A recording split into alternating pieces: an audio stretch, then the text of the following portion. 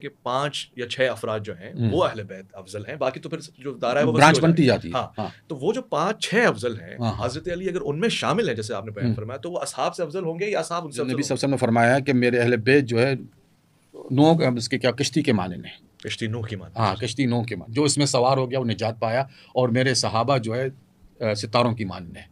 اب ظاہر سی بات ہے کشتی کہیں پہ بھی سفر کرتی تو ستاروں کو دیکھ کے چلتی. اگر سنت ہی چھوڑی ہے اور وہ سبب ہدایت تھی، اگر وہ اللہ کے رسول چھوڑ کر گئے تھے، تو ہم دیکھتے ہیں کہ خلفاء کے شروع کے ادوار میں حدیث بیان کرنے پر ہی پابندی تھی. تو جو چیز ہدایت کرتی تھی، یعنی جس سے ہدایت کرنی تھی، اس پر پابندی لگی ہوئی. کہ بھی اہل بیت کے اندر پھر کون افضل ہے؟ اہل بیت کی معاملہ لے لیتے ہیں.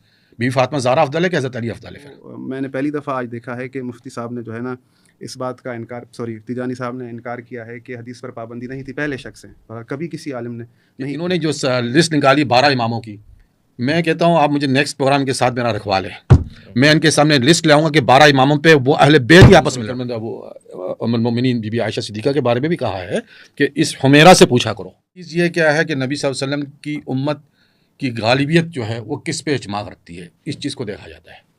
اجماع امت کیا ہے؟ اجماع امت کیا ہے کہ امت کس پہ کھڑی ہوئی ہے. صحیح. کیونکہ نبی صلی اللہ علیہ وسلم نے صاف فرما دیا کہ میری امت گمراہی پہ نہیں جمع ہوگی. ایک یہ چیز یہ ٹھیک ہے کہ قرآن شریف میں اللہ تعالیٰ نے کہا وَاعْتَصِمُوا بِحَبْلِ اللَّهِ جَمِيعًا وَلَا تَفَرَّقُوا. تفرقوں سے مراد گروہ نہیں ہو جانا، چھوڑنا نہیں. کس کو؟ حبل اللہ کو، اللہ کی رسی کو. اب اللہ کی رسی سے کیا مراد ہے؟ اب یہاں پہ مفسرین نے، ہمارے اہل سنت جماعت مفسرین نے اس کے 3 معنی بیان کیے. ایک تو یہ کہ اللہ کی کتاب، کچھ نے کہا کہ دین اللہ، اچھا، اور کچھ نے کہا صحابہ رسول جس سے آپ نے دین حاصل کیا. اوہو، یا صحابہ یا اللہ کی کتاب. ہاں اب اس تینوں کو اگر یکساں کر دیں، ہم اکٹھا کر لیں کہ اللہ کی کتاب، اللہ کا دین اور صحابہ رسول، کیونکہ وہ اولا ناس تھے جو نبی صلی اللہ علیہ وسلم کے قریب ترین تھے. صحیح. اور جب ہم صحابہ رسول کہتے ہیں تو اس سے مراد یہ نہیں ہوتا کہ اہل بیت اس میں ناقص ہو گئے، یہ کبھی بات نہیں ہوتی. کیونکہ مثال کے طور پہ نبی رسول ہو سکتا ہے، ٹھیک ہے نا، ہر نبی رسول نہیں ہوتا، لیکن رسول جو ہے وہ نبی ضرور ہوتا ہے.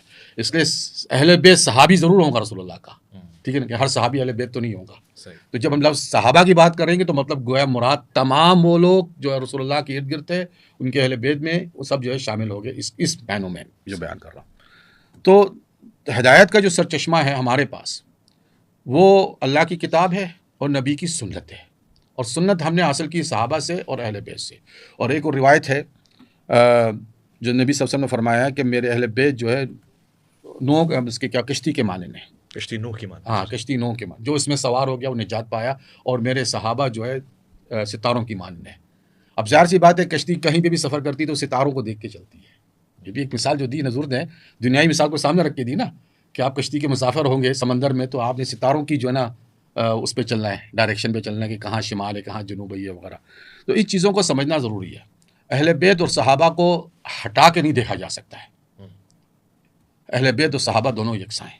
ہاں درجات ضرور یقیناً ان کے اہل بیت کے اعلیٰ ہے، فرق ہے. اچھا، اہل بیت ہاں بالکل درجات میں آپ اہل بیت، کیونکہ اہل بیت میں سب سے پہلے تو امہات المومنین ہے، یہ بات ذہن میں رکھیں، ٹھیک ہے نا. وہ آپ کی جو میری سب کی جو ہے نا ہماری ماں ہے، یہ ایک چیز آ جاتی ہے. ماں پہلے ہوں گی، بچے بعد میں آئیں گے نا.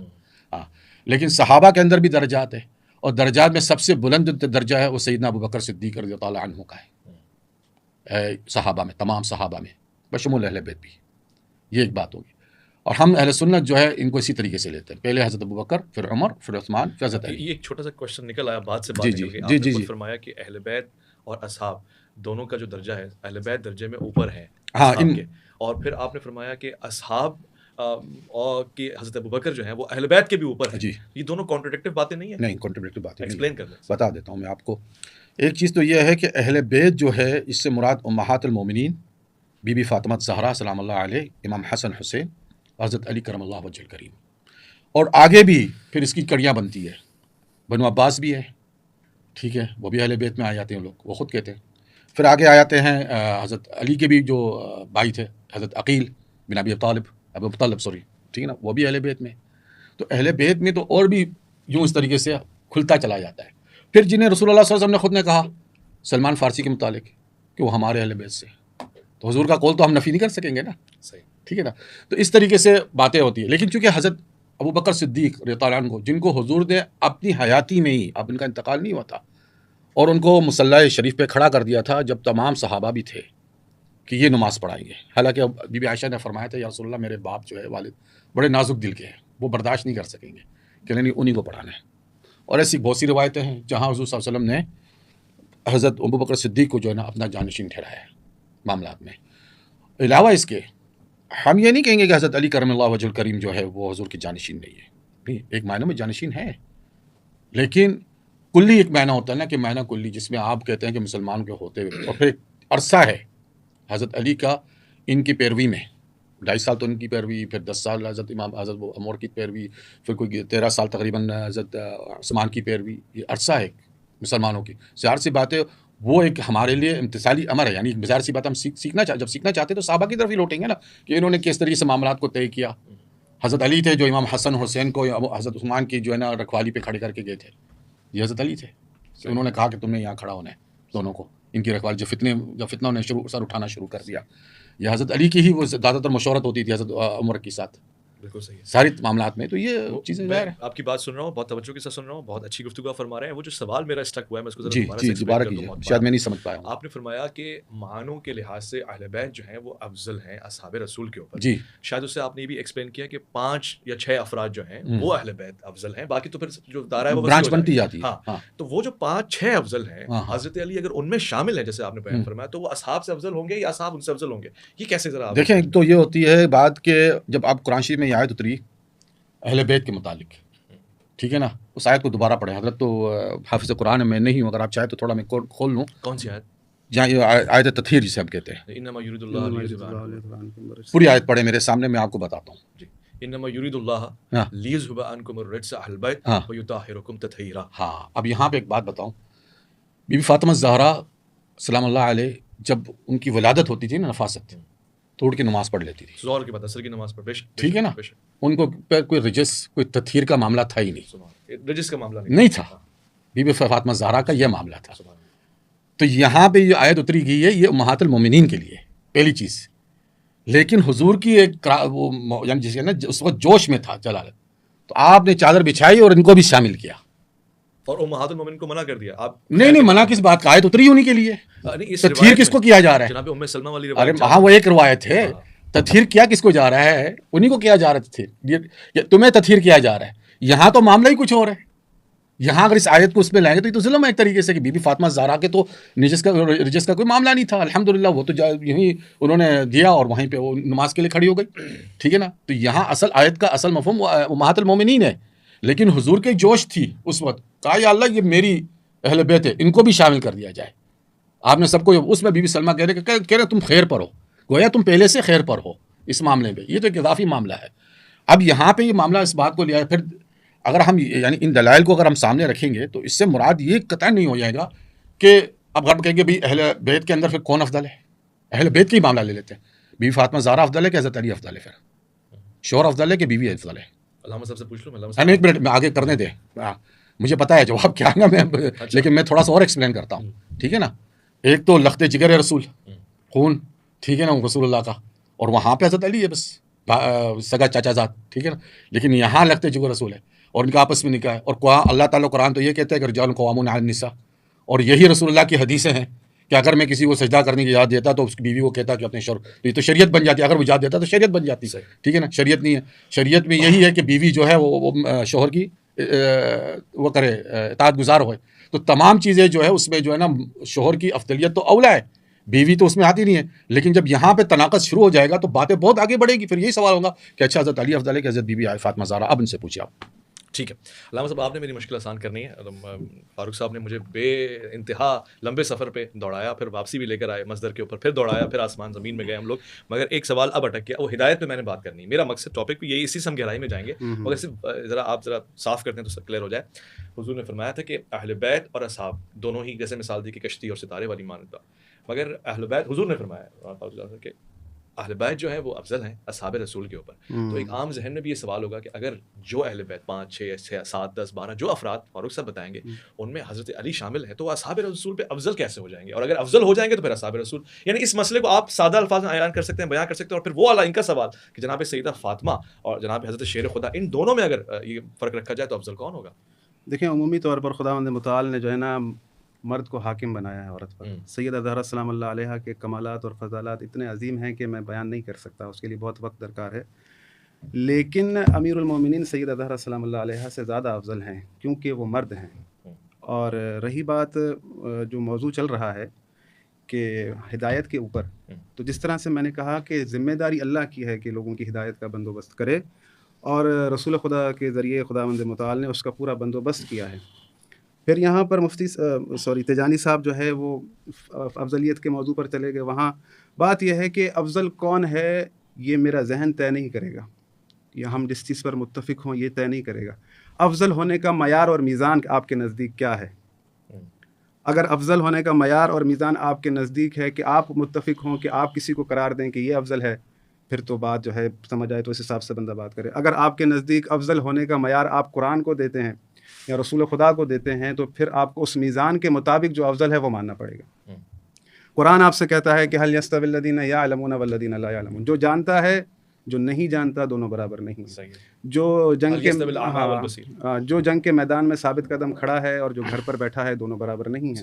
اور جو تقویٰ پرہیزگاری میں آگے ہے، یعنی کہ ان اکرمکم عند اللہ اتقاکم، وہ اور جس کا ایمان کم ہے وہ دونوں برابر نہیں ہے. وہ شخص جو ایمان میں سب سے آگے ہے وہ اور جس کا ایمان کم ہے دونوں برابر نہیں ہے. اب اگر آپ نے قرآن کو میزان بنا لیا ہے تو پھر آپ کو یہ سوچنا پڑے گا کہ جو خداوند متعال نے سب سے بڑی فضیلتوں میں اگر کوئی فضیلت قرار دی ہے وہ ہے علم کا ہونا. حضرت آدم علیہ الصلوۃ والسلام کو خلق کیا اور اس سے خود علم دیا، وعلم آدم الاسماء. پھر کہا کہ اس جیسا علم تمہارے پاس ہے، کیونکہ انہوں نے اعتراض کیا کہ آپ اس سے خلق کر رہے ہیں جو زمین پر فساد کرے گا. تو خداوند متعال نے علم خود دیا، نہ کہ فرشتے کے ذریعے، کیونکہ فرشتے کو سجدہ کروانا ہے. کیونکہ اب جو برتری ہے اگر حاصل ہے کسی چیز کو تو وہ علم کو حاصل ہے. تو وہاں پر جو چیلنجر آیا ہے شیطان، وہ یہ کہہ رہا ہے کہ میں اس کو سجدہ نہیں کروں گا کیونکہ یہ مٹی سے بنا ہے اور میں آگ سے بنا ہوں. حالانکہ چیلنج کیا ہوا ہے، ایسا علم ہے کسی کے پاس تو اسے یہ کہنا چاہیے کہ بھائی اس سے بڑھ کر میرے پاس علم ہے، میں شو کرتا ہوں. بلکہ اس نے کیا کیا، اپنا ایک ذہنی قیاس کیا کہ میں آگ سے بنا ہوں اور یہ مٹی سے بنا ہے.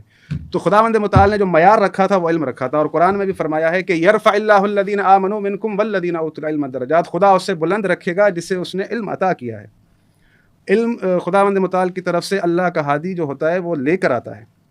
تو یہاں پر اگر میزان قرآن ہے تو علم کی بات ہے تو ہم پہلے سوچیں گے کہ بھئی سب سے بڑھ کر علم کس کے پاس ہے رسول خدا کے بعد. عالم الناس کون ہے، کہ وہ شخصیت کون ہے کہ جس کے پاس تمام کے تمام صحابہ جاتے ہیں اور سوال پوچھتے ہیں. فقط ایک واحد شخصیت رسول خدا کے اصحاب میں آپ کو ملے گی کہ جو ممبر پر بیٹھ کر کہتا ہے کہ سلونی سلونی قبل ان تفقدون. بنی اسرائیل نے بھی تقاضا کیا. یہ مثالیں خداوند متعال نے ہماری ہدایت کے لیے بیان کی ہیں کہ بنی اسرائیل میں لوگوں نے کہا کہ ہمارے لیے آپ بادشاہ کو چنیں. الم تر الی الملأ من بنی اسرائیل من بعد موسیٰ. تو وہاں پر جو چنا گیا طالوت کو، آپ جانتے ہیں یہ ساری چیزیں سن چکے ہیں. تو وہاں پر لوگوں نے اعتراض کیا کہ بھائی اس کے پاس مال و دولت نہیں ہے. تو خداوند متعال نے جواب دیا کہ ہم نے اسے اس لیے چنا ہے کہ وزادہ بسطۃ فی العلم والجسم، کہ اس کے پاس علم بھی ہے اور جسم بھی ہے، یعنی شجاعت بھی ہے.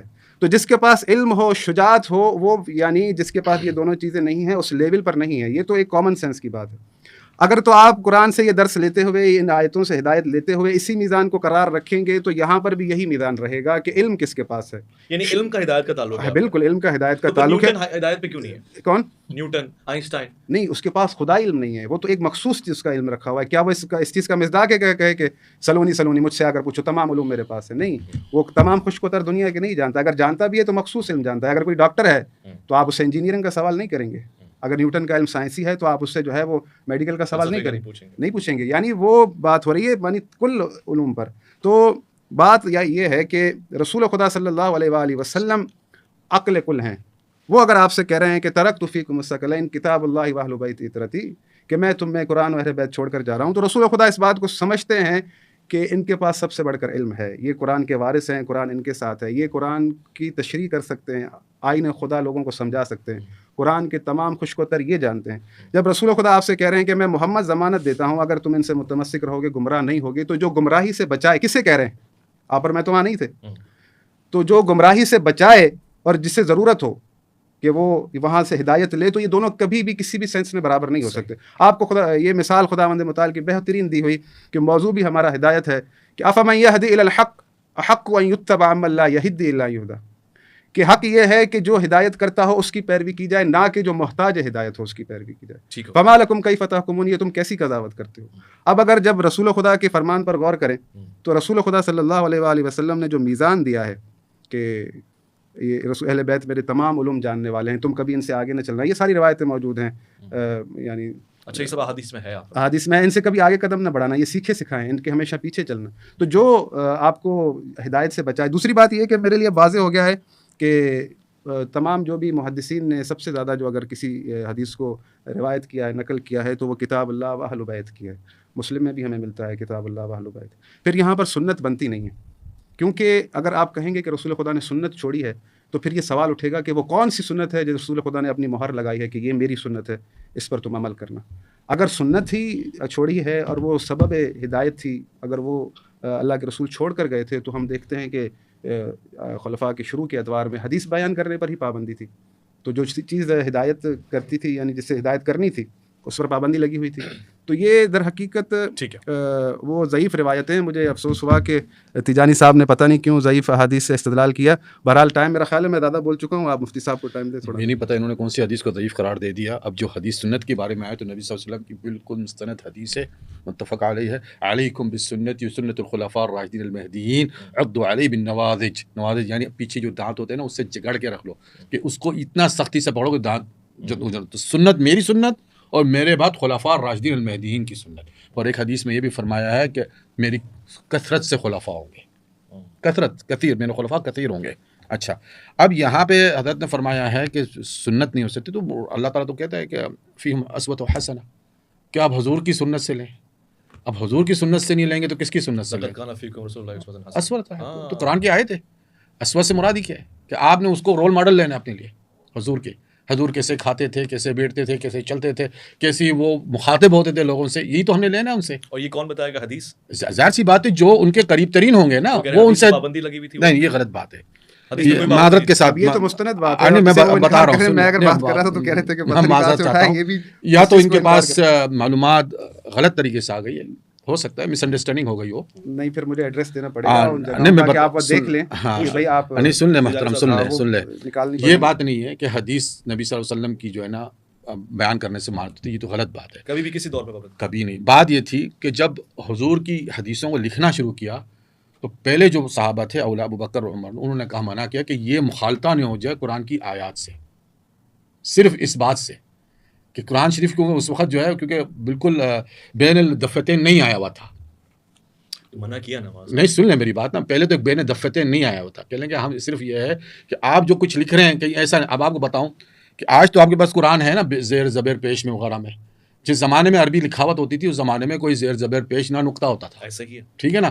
اب کوئی یہ عربی کے، کیونکہ وہ عرب تھے، ان کو کسی ضرورت نہیں تھی کسی نے عربی سکھانا ہے، نحو پڑھانا ہے یا اس کو قواعد سکھانا ہے، وہ تو سب جانتے تھے عربی کی نحو کیا ہے. تو اس نے وہاں اس زمانے میں جب یہ چیزیں قرآن بین دفتیں نہیں جمع ہوا تھا، ابو بکر صدیق کے زمانے میں بین دفتیں جمع ہوا ہے. ٹھیک ہے نا. اور قراء آپ کو بتایا کہ جو جنگ ہوئی تھی مسلم کذاب کے دوران، جو پہلے 11 صحابہ گئے تھے، اس میں تو سب سے بڑے حفاظ القرآن شہید ہو چکے تھے، بڑے بڑے حفاظ القرآن شہید. تو یہ ایک ان کی ایک احتیاط برتی تھی کہ ابھی تھوڑا چیز کو روکا جائے، کیونکہ وہ جو بھی صحابہ نزدیک تھے اس کو اس نظر سے دیکھا جائے کہ حکمت کے تحت. عمر بن عبدالعزیز کے دور میں دوبارہ بحال بھی کیا گیا اس پروسیس کو. کس کو؟ احادیث کی یہ بندش. بعد کی باتیں ہوئی ہیں، ابھی اسی زمانے میں بھی بحال ہوا ہے.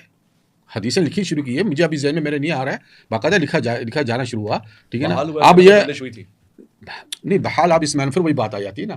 ایک چیز کو پہلے زمانے میں صرف اس لیے روکا گیا تھا کہ اب قرآن کی آیتیں جو ہے نا اس وقت بین دفتین نہیں ہیں. جب بین دفتین جمع ہو کے سامنے آ گئی تو بس کے بعد مرحلہ کھل گیا تھا. اب ہر ایک کی اپنی پروسیس تھی کہ بھائی کوئی کس چیز کو کیسا. اب سب سے پہلی کتاب جو اہل سنت کے پاس لکھی گئی ہے وہ اب امام مالک کی موطا ہے. ٹھیک ہے نا. موطا کتاب سامنے ہے، وہ بھی حدیث کی کتاب ہے، اس میں حدیثیں جمع کی گئی ایک طریقے سے، لیکن کوشش اس سے بھی پہلے ہوئی ہے. یہ بات ہے. لیکن بات یہ ہے کہ بعد میں جب حدیثوں میں من گھڑت روایتیں شامل ہونا شروع ہو گئی تو پھر اس میں جو ہے نا حدیثوں کا الگ سے پروسیس شروع ہوا ہے. ٹھیک ہو، آگے بڑھتے ہیں. آگے اب وہ ہدایت کا سلسلہ جو آپ بتا رہے تھے، آج کے دور میں مجھے ہدایت چاہیے تو میں کن چیزوں کو پریورٹی بناؤں گا کہ یہ چیز مل جائے تو مجھے ہدایت؟ دیکھیں بات سیدھی سی ہے کہ امت تو کبھی بھی ضلالت پہ گمراہی پہ جمع نہیں ہوئی ہے. حضور صلی اللہ علیہ وسلم کے بعد دجال کے دور میں بھی نہیں ہوگی. ہاں، دجال کے دور میں دجال تو آئیں گا آگے، اس میں امت ہوگی گمراہی کے دور. ہاں وہ تو ظاہر سی بات ہے، زبردست گمراہی ہے وہ تو. دیکھیں نا پھر تو یہ ہاں ٹوٹ گیا. نہیں دیکھیں وہ اس کی احتیاط کے لیے کیا کرنا چاہیے، کیا آپ نے یعنی پریکوشن لینے چاہیے، وہ الگ چیز ہے، وہ الگ بحث آ جاتی ہے.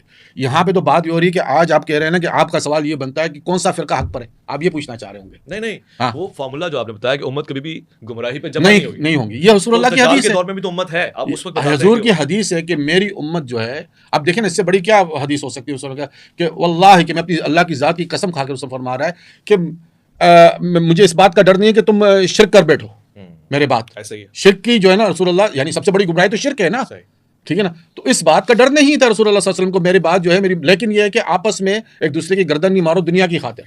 یہ ایک طرف یہ مطلب دوسری گمراہی، اس کا ڈر تھا امت کو. لیکن یہاں کا ڈر نہیں تھا کہ شرک جو سب سے بڑا گناہ ہے اس کے بارے میں رسول صلی اللہ علیہ وسلم نے فرما دیا کہ مجھے اس بات کا ڈر نہیں ہے. اب یہاں پہ یہ سوال ان کا ایک سوال تھا کہ میں بھول گیا ہوں، شاید ذہن سے باتوں میں اجل گیا کیونکہ ایک طرف انہوں نے ایک سوال کیا تھا، میں نے ذہن سے اتر گیا. انہوں نے ہدایت کا سرچشمہ 12 میزان میں نے قرار دیا کہ میزان افضلیت جو آپ کو بتایا کہ قرآن اور رسول خدا کا فرمان ہے. ہاں تو وہ تو ہم اس کو حدیث کہتے ہیں نا، ہم تو ان کو حدیث کہتے ہیں، رسول اللہ کا فرمان جو حدیث ہدایت کا سرچشمہ ہے وہ حدیث. ابھی سب سے بڑی بات تو یہ ہے کہ سب سے زیادہ حدیثوں کا سرچشمہ تو ہمارے پاس ہی تو ہے. ہم نے جتنا کام کیا ہے اس پہ ٹھوک کر، ہمارے لیے تو حدیث کے لیے رجال کے مطالعے میں جو ہے اسماء رجال میں جو کام اہل سنت نے کیا ہوا ہے، جو ایک ایک حدیث پہ جرح کرتے ہیں، ایک ایک حدیث کو اس کے مطابق جو ہے نا اس کو بنایا گیا ہے. اور کوئی اگر مسلک میں اس طرح کام ہوا ہے تو آ کے بتائے ہمیں تو آپ کے ویسے حدیث پہ کام ہی نہیں ہوا. ہمارے پاس حدیث پر کام ہوا ہے بالکل. اچھا کیوں کام ہوا؟ اب تک ہو رہا ہے، ہمارے پاس اجتہاد کا دروازہ کھلا ہے، ایسا نہیں ہے کہ بند کیا ہوا ہے. تو آپ ہدایت کس سے لیتے ہیں؟ ہم ہدایت اہل بیت علیہ السلام سے لیتے ہیں، قرآن سے لیتے ہیں. اللہ ہدایت کرتا ہے، وہدوا الی الطیب من القول وہدوا الی صراط الحمید. قول طیب سے اللہ لوگوں کو ہدایت دیتا ہے. بات یہ ہے کہ کچھ چیزیں ایسی ہیں کہ میں نے جو آپ کے سامنے اپنا جواب پیش کیا تھا، مجھے امید تھی کہ میرے جواب کو وہ رد کریں گے کسی عقلی دلیل سے. نہیں، میں نے کہا کہ میزان ٹھہرایا فضیلت کا کہ کسے ہونا چاہیے، تو مجھے اس بات کا جواب درکار تھا تیجانی صاحب سے کہ میری بات کو رد کر کے مجھے میزان سمجھائیں گے کہ فضیلت کا میزان معیار کیا ہے. بہرحال میں نے جو آپ کو معیار بتایا ہے وہ عین قرآن بتایا ہے، رسول خدا کا فرمان بتایا. رسول خدا صلی اللہ علیہ وآلہ وسلم مشہور و معروف حدیث ہے کہ حدیث طیر، امام نسائی نے لکھا ہے اسے، کہ رسول خدا کے پاس ایک پرندہ تھا. رسول خدا نے فرمایا، یعنی بھنا ہوا پکا ہوا، کہ یا اللہ اس شخص کو بھیج جو میرے بعد سب سے بڑھ کر تیرے پاس محبوب ہو، سب سے بڑھ کر افضل ہو. تو امیر المومنین تشریف لائے، رسول خدا نے ان کے ساتھ بیٹھ کر کھایا. تو خدا نہ خواستہ کہ اللہ سے اشتباہ ہو گیا کہ جو حقیقی اس معیار پر تھا اسے نہیں بھیجا، امیر المومنین کو بعد چوتھے نمبر پر والے کو بھیج دیا. تو بات یہ ہے کہ میں نے جیسے آپ کے سامنے وضاحت کی، یہ تو میں نے پہلی دفعہ آج دیکھا ہے کہ مفتی صاحب نے جو ہے نا اس بات کا تیجانی صاحب نے انکار کیا ہے کہ حدیث پر پابندی نہیں تھی. پہلے شخص ہیں، کبھی کسی عالم نے نہیں کیا. اب یہاں پر جو ہے بات ہدایت کی ہے، ضروری ہے ان چیزوں کو واضح کرنا. دیکھیں جب امیر المومنین لڑنے جا رہے تھے خندق میں، یہ تو مشہور و معروف حدیث ہے کہ ضربت علی افضل من عبادت الثقلین، یعنی ثقلین کی ایک ضربت. تو یہاں سے آپ اندازہ لگا لیں کہ تمام فضائل موجود ہونے کے بعد بھی اگر ہمیں سمجھ میں نہ آئے کہ فضیلت کے معیار میں سب سے بڑھ کر کون ہے، اور میزان قرآن موجود ہو اور ہم اپنے نئے طریقے بنا لیں کسی کو افضل بنانے کے، تو اس میں جو ہے وہ ایک ٹیکنیکل سوال پوچھوں پھر اس کے بعد تیجانی صاحب کی طرف.